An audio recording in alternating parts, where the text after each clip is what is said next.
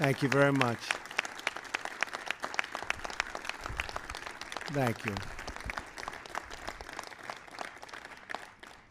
Thank you very much to Vice President Mike Pence.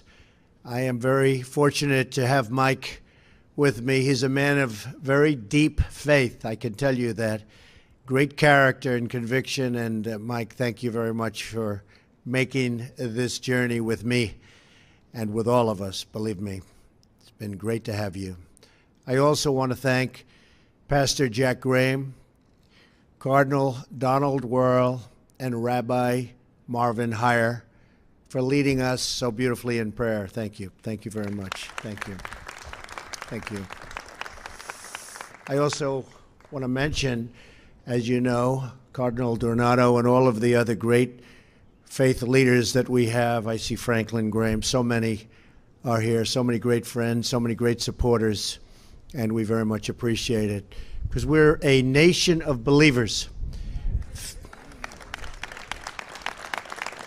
Faith is deeply embedded into the history of our country, the spirit of our founding, and the soul of our nation. It is a beautiful thing to see these three faith leaders from three very different faith traditions come together to lift up our nation in prayer. And it's great to do it at the White House, isn't it? Isn't that great?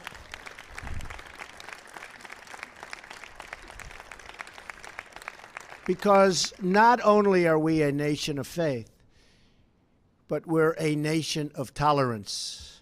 As we look at the violence around the world, and believe me, it's violent. I get to see it perhaps better than anybody. We realize how truly blessed we are to live in a nation that honors the freedom of worship. Today, my administration is leading by example as we take historic steps to protect religious liberty in the United States of America.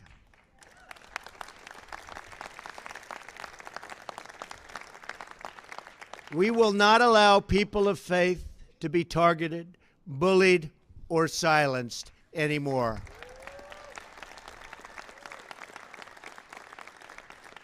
And we will never, ever stand for religious discrimination. Never, ever.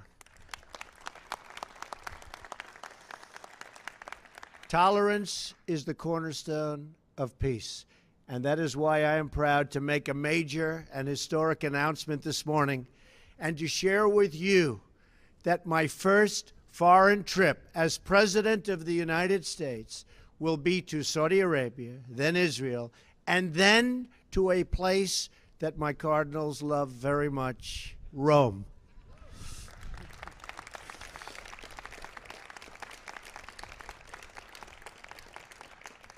These visits will take place ahead of the NATO G7 meetings and will begin with a truly historic gathering in Saudi Arabia with leaders from all across the Muslim world. Saudi Arabia is the custodian of the two holiest sites in Islam, and it is there that we will begin to construct a new foundation of cooperation and support with our Muslim allies to combat extremism, terrorism, and violence, and to embrace a more just and hopeful future for young Muslims in their countries.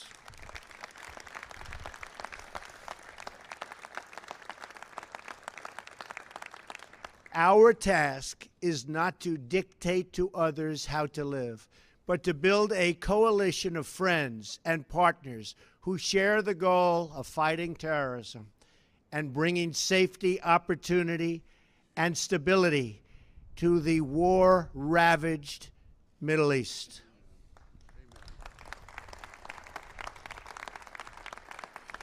We all pray that we can make a difference. We pray for peace.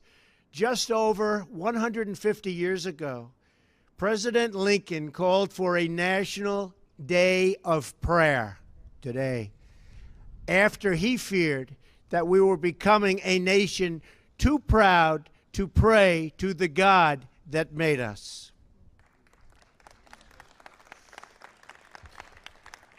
Today we recall President Lincoln's words as we sign a proclamation designating today as National Day of Prayer. That's what we want, a National Day of Prayer. And it's so great to be doing it in the Rose Garden. How beautiful is that? It was looking like you'd never get here, folks, but you got here.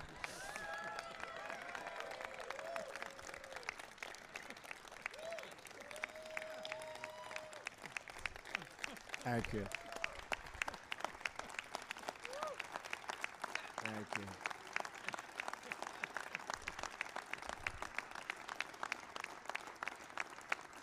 Thank you. Thank you very much. So true. And we remember this eternal truth. Freedom is not a gift from government. Freedom is a gift from God. It was Thomas Jefferson who said, "The God who gave us life gave us liberty." Our founding fathers believed that religious liberty was so fundamental that they enshrined it in the very First Amendment of our great and beloved Constitution. Yet for too long, the federal government has used the power of the state as a weapon against people of faith, bullying and even punishing Americans for following their religious beliefs. That's been happening.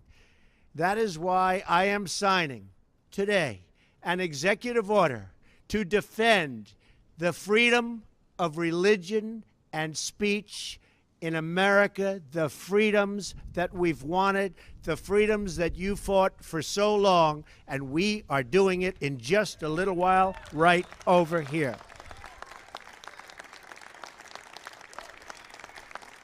Thank you. Thank you. Thank you.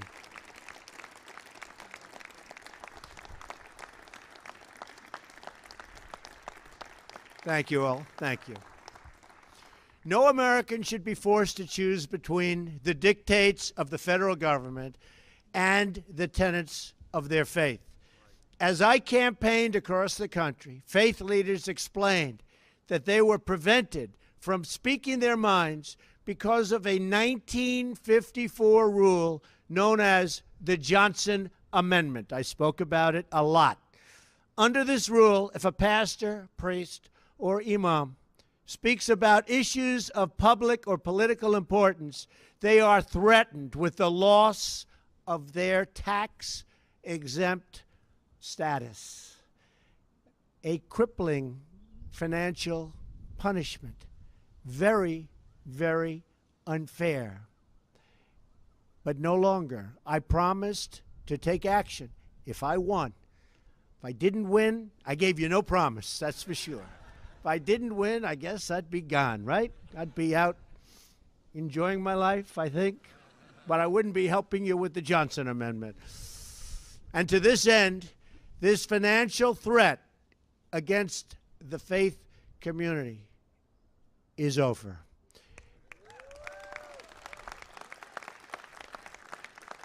In just a few moments, I will be signing an executive order to follow through on that pledge and to prevent the Johnson Amendment from interfering with your First Amendment rights. And you're the people I want to listen to. Other people are allowed to tell me and everybody what to do. I want to hear it from you, and so do a lot of other people. So you're now in a position where you can say what you want to say. And I know you'll only say good, and you'll say what's in your heart. And that's what we want from you. You are great, great people. You are great, great people. Thank you. Thank you. This executive order directs the IRS not to unfairly target churches and religious organizations for political speech. No one should be censoring sermons or targeting pastors.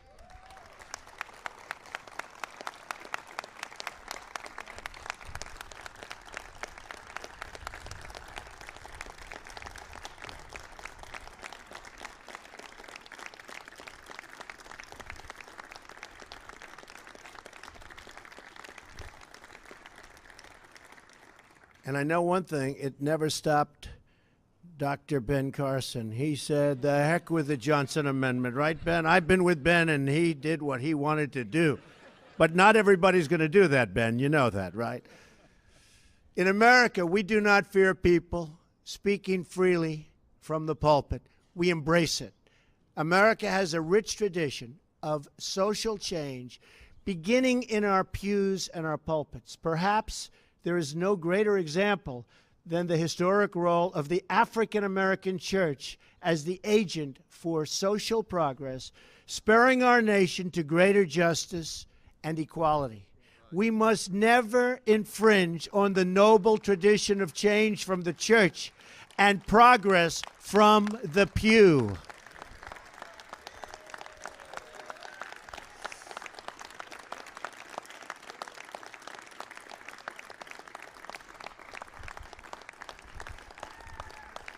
Thank you.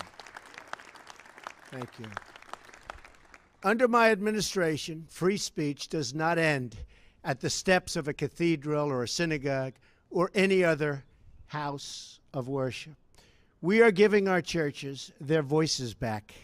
We are giving them back in the highest form.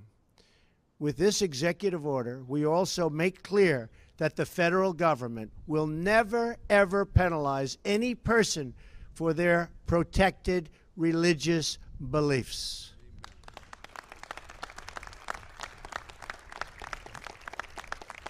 That is why I am today directing the Department of Justice to develop new rules to ensure these religious protections are afforded to all Americans.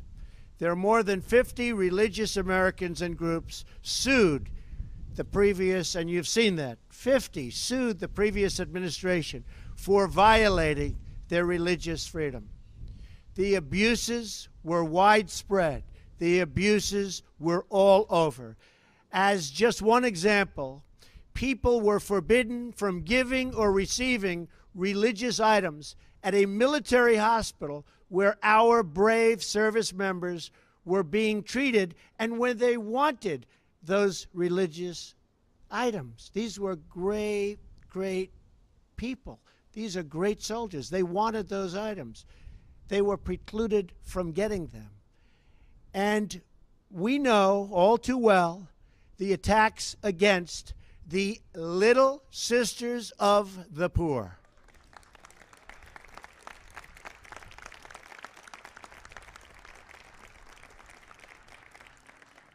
Incredible nuns who care for the sick, the elderly, and the forgotten. Where are they, by the way? Where are they? Could you stand, sister? Stand. Come on up here, sister. Come on up. Right? Come on up.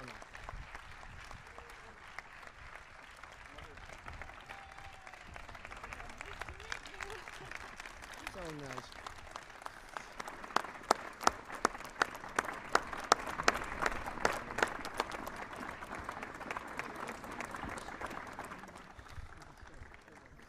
Congratulations, they sort of just won a lawsuit. That was pretty good.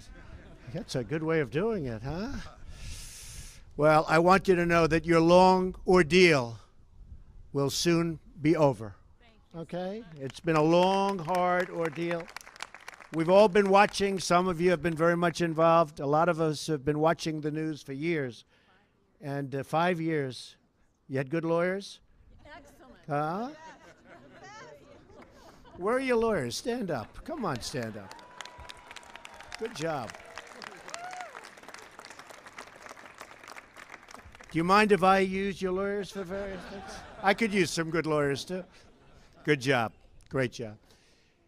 With this executive order, we are ending the attacks on your religious liberty, and we are proudly reaffirming America's leadership role as a nation that protects religious freedom for everyone. Okay? Great. Over 60 years ago, the IRS went after one of the greatest leaders in history, Reverend Martin Luther King, Jr. It is a sobering reminder of the need for vigilance. The words of Reverend King and other religious leaders have awakened the conscience of millions and millions of Americans and inspired us to act in the name of peace, justice, freedom, and charity. Every president must work to protect, and we have to do this. We have no choice to do this. We have absolutely no choice to protect these hard-fought gains. They have been hard fought. They have been fought for so many years, for so many decades, for so many centuries. And this is a very special day, perhaps, for that reason. And that's why we're here today, to defend the rights of all Americans, to honor our great Constitution, and to protect the sacred liberties given to us, not by any earthly power, but by our Creator in heaven.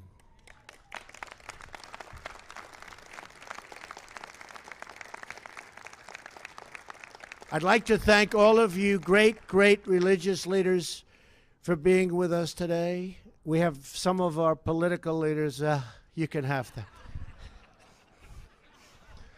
They know. And today's a very big day. We have a big vote coming up in a little while. And I thought it was very appropriate that it turned out to be you folks, and then I have to deal with those politicians. But they're good. I will tell you, they're good. They work very hard, and hopefully we're going to have a wonderful day and a wonderful vote, and we're going to take care of a lot of people, great people from this country with their health care needs. And we hope to be able to do that, and we have all fought very hard to be able to do that. So I want to say to everybody in attendance and everybody in our country and everybody in the world, God bless you and God bless America. Thank you all very much. Thank you. Thank you. Thank you very much.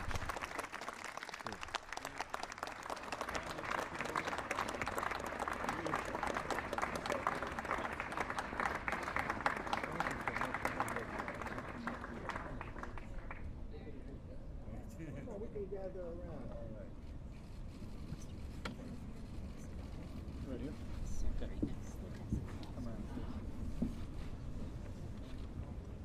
Okay.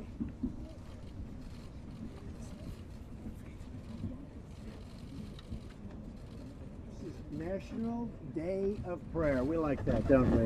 National Day of Prayer. Proclamation.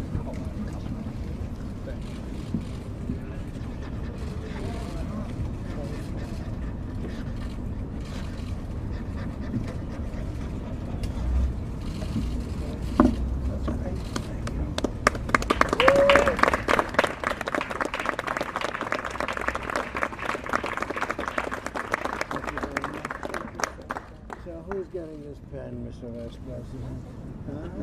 How about in honor of Dr. Martin Luther King? Is that a good idea?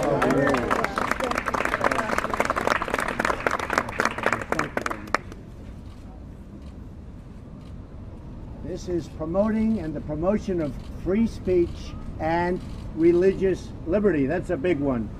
That's as big as it gets, right?